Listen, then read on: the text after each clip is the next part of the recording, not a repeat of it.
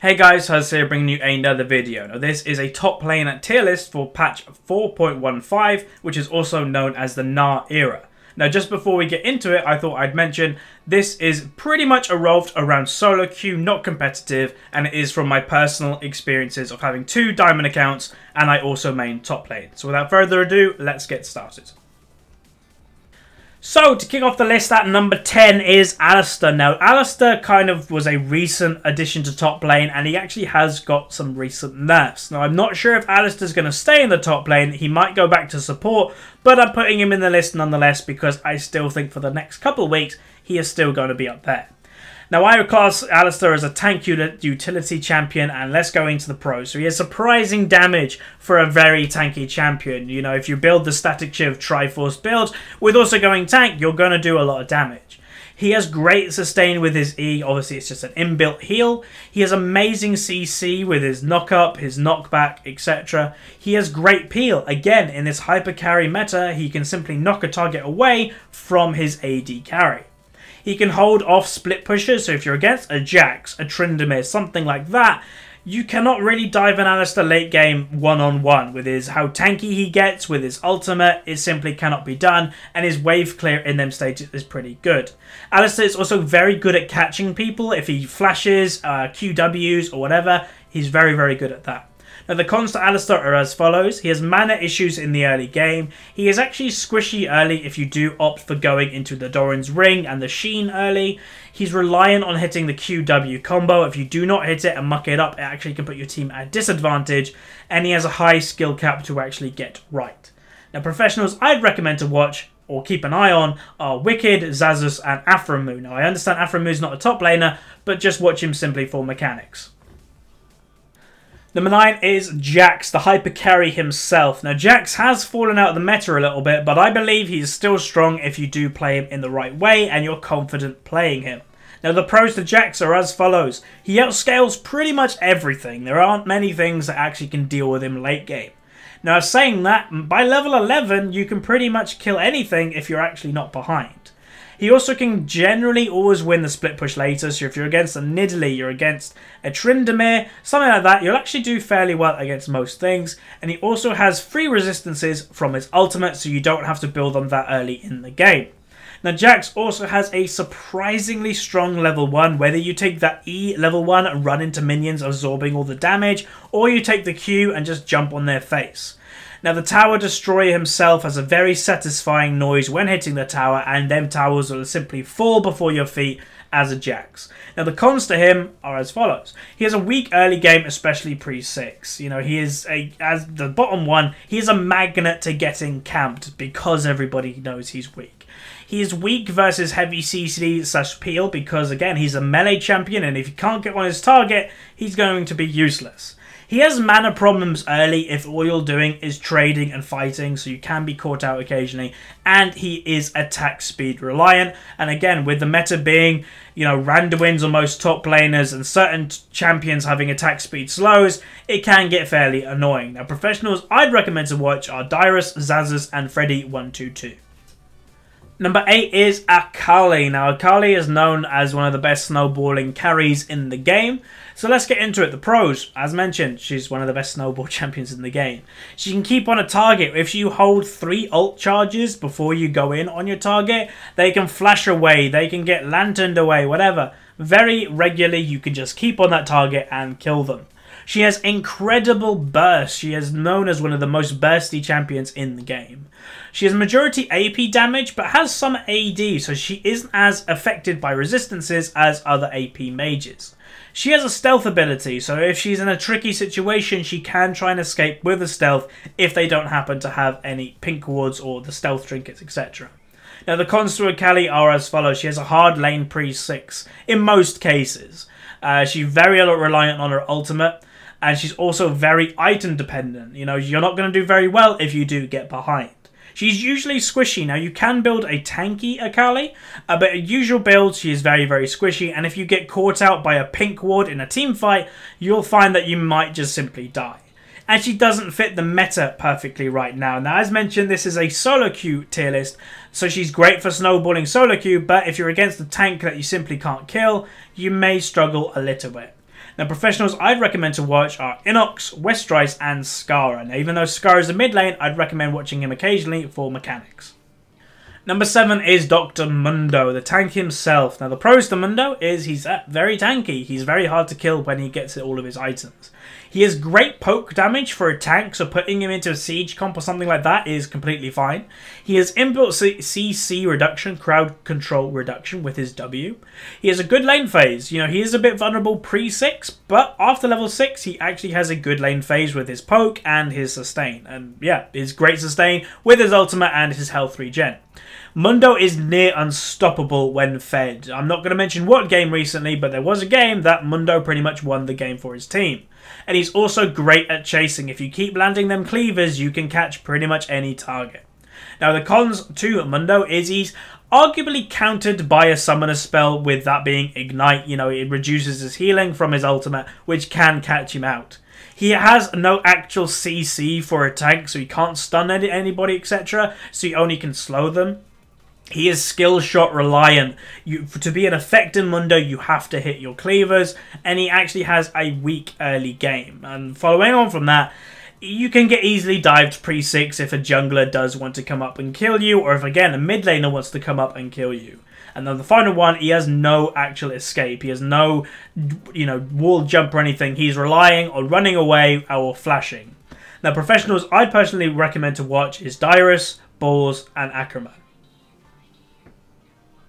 Number 6 is arguably my most controversial pick in this list, but I think Gnar is going to be a very big pick in the upcoming months.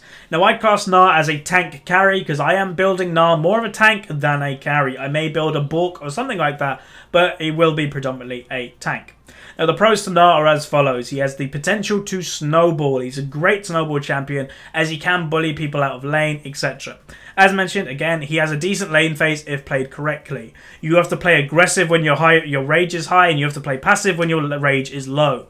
Good team fighter when you get your big Gnar out. He's a great chaser with mini Gnar W. Amazing scaling, actually, with his tank form and all that damage, and he's also a good lane bully. Now, the cons to Gnar, again, as follows.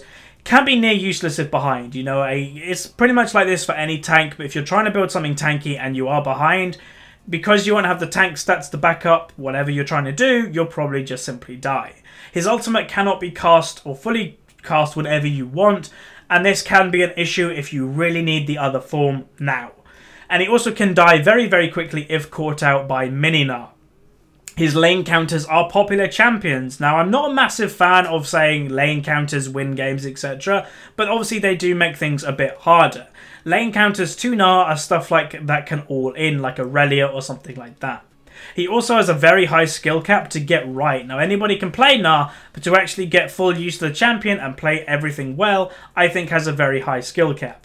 Now, professionals I'd recommend to watch, right now there is only Darian that is playing it on a regular basis, and nobody else yet. But again, I am fairly confident that Gnar is going to be a good pick in the upcoming months. Number 5 is Ryze. I kind of put Ryze as a carry utility champion. Now, the pros to Ryze is he's easy to play, not meaning to offend anybody, but he has no skill shots to miss. He has all of his spells are like just purely targetable. That is very good for a new person to pick up for the top lane. Now, he also gets extremely strong into the late game with scaling with his mana items, his tanky items. He just gets like a beast. He has no true counter. Now, yes, sure, you can lose some lanes, but if you play the lane correctly, you can pretty much come out on top on every single one. He's usually forgotten about. Now, that is a pro because a lot of the time you can get underestimated of how much damage you actually can do. He's arguably the most tanky mage in the game, maybe tied with Gragas nowadays, but you'll be doing a lot of damage as well as being very, very tanky. He has no skill shots to miss. This kind of ties in with easy to play in that you won't have that clutch stun that you have to hit. It doesn't happen with Ryze. He can carry a game. As mentioned, Ryze is kind of a hyper carry. He scales amazingly well into the late game, and he can carry a game nearly by himself. He is a team fight master with his ultimate AoE damage. His also snare can catch somebody out of place. Just a very, very overall good teamfight champion. And his chase is amazing with his ultimate, and usually you have movement speed quints with him. You can catch somebody and snare them and hopefully get your team to pile on the person. Now the cons to Ryze are as follows. His range is very short. He has a hard early game. He's quite clunky, as his Q, W, and E all need to be, you have to be momentarily stationary in order to cast them, and he's weak against poke champions. He also has no reliable way of escaping other than running away or flashing, and he's prone to being denied, and he's arguably the most reliant champion on items. The professionals I'd recommend to watch is Neon Tonso, Dyrus, and Dade. Even though Dade is a mid laner, just watch him for mechanics.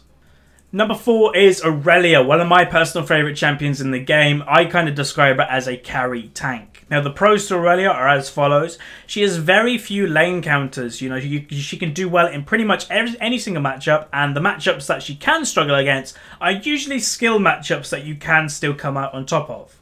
She also deals true damage, so resistances don't hurt her as hard. She also scales amazingly well into the late game, and she snowballs her lane also. She's really good at sticking to one target, you know, amazingly well. She can Q to a minion, stun that enemy champion, and after they flash or something, Q to that same champion. She's very, very mobile, adding to that point with her Q, and also her movement speed from her just general build. And she also has very high damage for a tanky champion. Her sustained damage is great, but also her burst is great, mainly because, yes, she does build that sheen, and she can unload most of her abilities straight off the bat. Now, the cons to Irelia, again, as follows. She has a relatively weak early game, but again, this can be countered to just good play. If you play a lane correctly, you can come out on top in most cases. She is very reliant on items. She's known as a hyper carry late game, but if you don't get the items for late game, you will struggle. And the final point is she relies on attack speed a lot. And now in the meta that Randuin's is popular, Frozen Heart is popular, and certain attack speed slow champions, you may struggle a little bit getting a lot of damage off. Now professionals I'd recommend to watch are Wicked, Dyrus, and Westrise. And number 3 is Lulu. Now, a lot of people may be surprised with this pick as it kind of fell off meta a few weeks ago, but I am actually recording this the day after the LMQ TSM match, and I made my tier list before that match even happened, and Lulu, without spoiling that much, was a big contributing factor to one of the games. She's a great lane bully. She is amazing in the current meta because, again, a hyper carry meta that she can protect. She has good peel if, you know, there's an Udyr or something on the enemy team. She has an anti-stealth if she manages to get her E on them. She has great wave clear, and yeah, she can help dive or she can help save people with her ult. And she's also very hard to dive under her own lane turret after level 6. Now, the cons to Lulu is she has some mana issues early on. She can become near useless if behind. The only thing that she can really do is, again, is the utility. Is she can ult somebody, she can polymorph somebody, and that's pretty much it. And she also relies on her team to do most of the damage. If you get ahead, sure, you'll do damage, but most of the time you are relying on them. Now, professionals I'd recommend to watch is Hotshot GG, Dyrus, and Alex Ich. Now, Alex is mid laner, but he will play Lulu from time to time.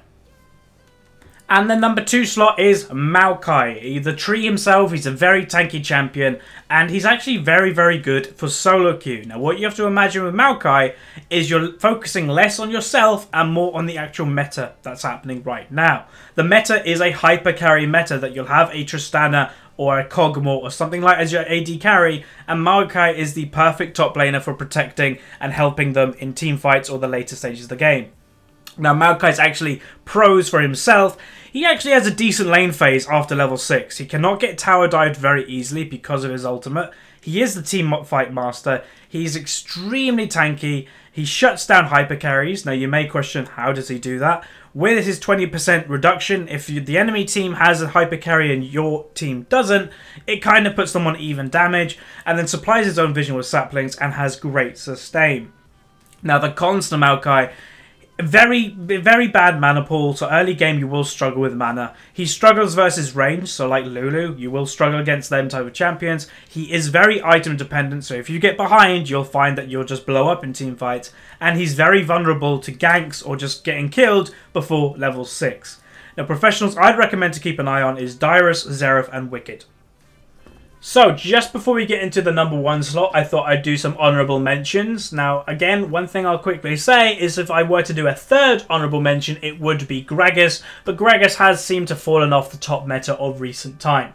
Now, Jace and Riven are amazing if you know how to play them to a high level. You can carry a game with both of them and you can do extremely well. Now, I'm not going to go through both pros and cons for both champions. I'd recommend pause the video if you do want to just read a little bit more in detail. Now, what I'm going to do is summarize. So, Jace has amazing burst damage. He's a very good late game champion and he's known as the AD poke champion. Now, the cons to Jace, he has mana issues. He's very reliant on mana and he can run out. He's squishy in the early game and he is reliant on skill shots. Now, Riven has an amazing late game. She is a hyper carry, she's hard to shut down, and she's great at snowballing.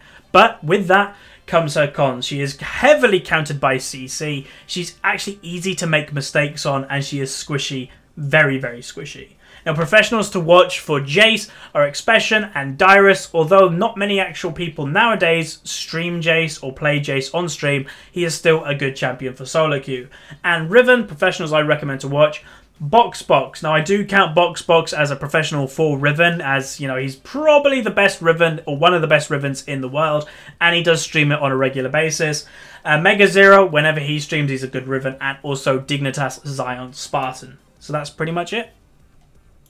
And coming in at number 1 is, of course, Nidalee, the lane bully herself. She is a great carry up in the top lane, and she's usually banned. That's how kind of strong she is. So yeah, her pros, she's an amazing lane bully, she has great snowball potential, she's amazing at split pushing as she also has an escape with her jump. She doesn't have many lane counters and she supplies her own vision with traps. Now, the cons to Nidalee is she really struggles if her lane does not go well. If she gets camped in the top lane or if she just makes a mistake and gets behind, you will have a bit of difficulty. She's not great at team fights, as a lot of the time you feel that you can kind of get lost in them, and she also gets outscaled by certain top laners, which comes with the mentality of win lane, lose game. She also has a high difficulty past the lane phase, as again, you kind of get lost of what you're supposed to do. Should you split push, should you group and do team fights? And that's pretty much it. Now, professionals I'd recommend to kind of keep an eye on with Nidalee is Xerath, Hotshot GG, and Freddy122. So that is my tier list. Thank you very much for watching. Some of you may disagree with some of my choices, but again, it is my personal tier list that I have got from my own experience. So again, thanks for watching, and I'll see you guys next time.